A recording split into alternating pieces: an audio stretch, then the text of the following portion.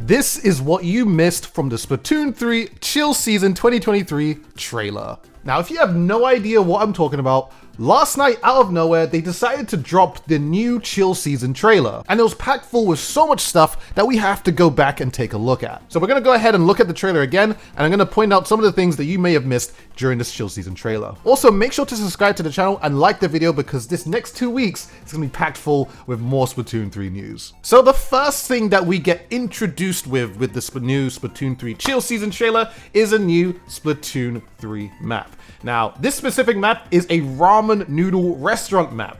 I love the aesthetic of it, and if you're a big ramen lover like myself, I think you can really appreciate some sort of map being in Splatoon 3. The name of it actually is, you might have actually missed it, but it's actually known as Robo-Roman. It's actually quite different to the naming schemes of other maps in Splatoon 3, but yeah, it's called Robo-Ramen. Now, while we also stop in this frame, we get a look of 4 new weapons. We have the Custom Blaster, the new Splatana Stamper, the Sorella Undercover Umbrella, and of course, the Reflux Deco. Another interesting thing we get to look at is the sub-weapon lines of these 4 weapons. They're very, very clear.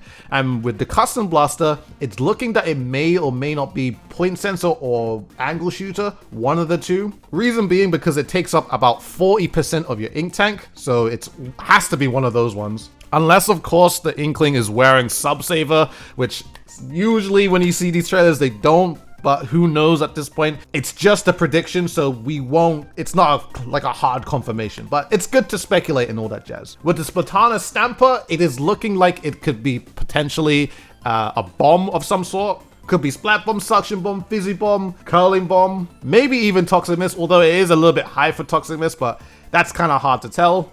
With the Sorella Undercover Umbrella, it definitely seems like that it might have Squid Beacon, with the amount of ink consumption with this being extremely high. Just in case you didn't know, the Squid Beacon takes up the most ink out of any sub-weapon in the game. And for the Reflux, it's Splashable. There's actually a part further in the trailer that actually confirms it, but we know it, and then of course the ink line actually kind of tells us that too. So, and on this frame, we get a look at some more new weapons. We have the new goldish paintbrush, not too sure what it's actually going to be called.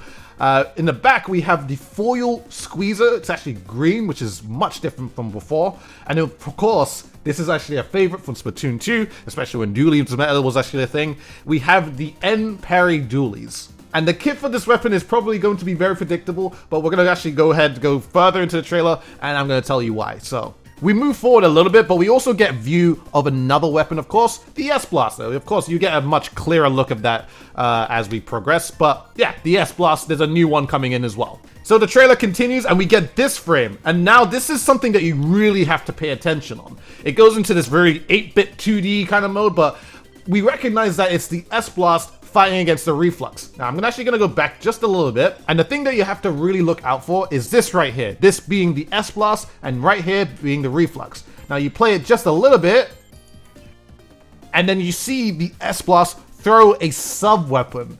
Now, if you look very closely on what sub-weapon is being thrown by the S-Blast, you can definitely tell that that is actually a Burst Bomb, which basically means the S-Blast is going to have Burst Bomb, which is crazy. Gives you the Grim Range Blaster vibes back from Splatoon 2 and Splatoon 1. So I'm very excited about that. And it's thrown directly at the Reflux as well. So you can definitely tell that it explodes on impact just like that. And that's exactly how a Burst Bomb works. So it's very, very cool to see that the S-Blast is going to be getting what's they call Burst Bomb. So really looking forward to that. Now there are some things here that we actually have to pause for.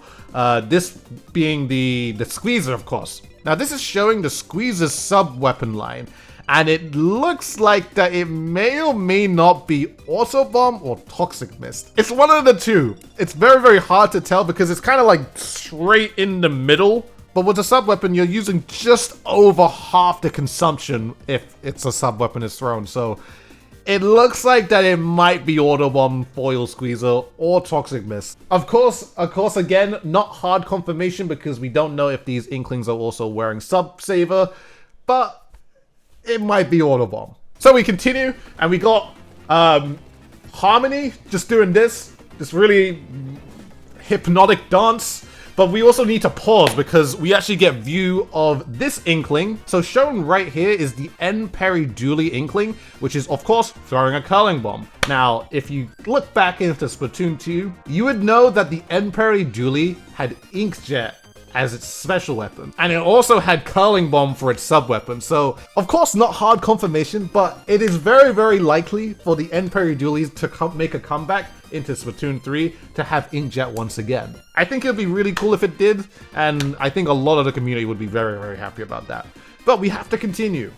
And we continue into this, which is the Undercover Umbrella throwing the new special weapon, which is called the Splatter Color Screen. Now this is such a cool concept because imagine it as just a massive splash wall that of course you can go through, but the thing is that if you do go through it, it makes basically your vision black and white, making it a little bit harder for you to actually tell who is on the other side, whether it be your teammate or whether it be the opposing enemies and all that jazz. Now I really like the concept of this special in terms of stalling, but also in just terms of forcing your enemies to go through it, because of course you can probably merge other specials with it and practically force the enemy team to actually go through it, whether it be from one side or the other side.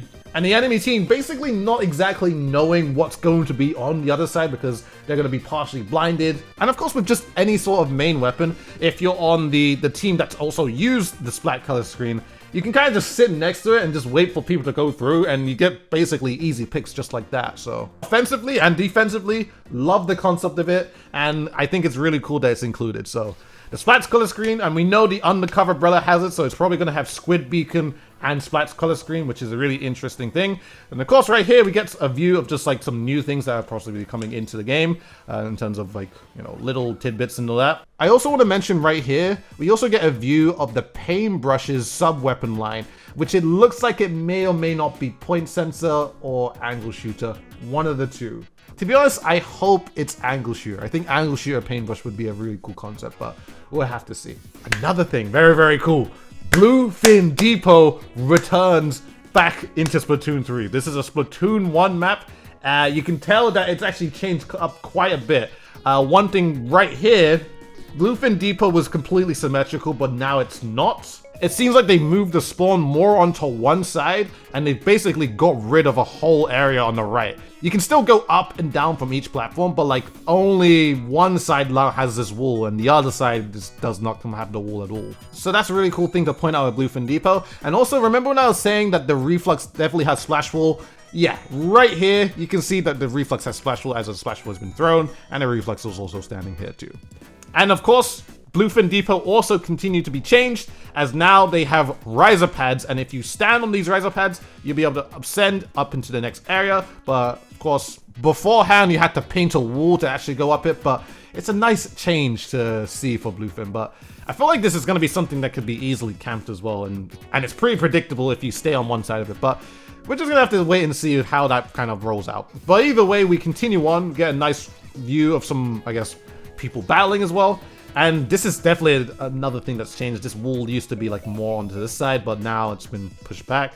And I assume that this is like a JoJo reference or something, to be continued or something like that. But again, these frames go really quickly.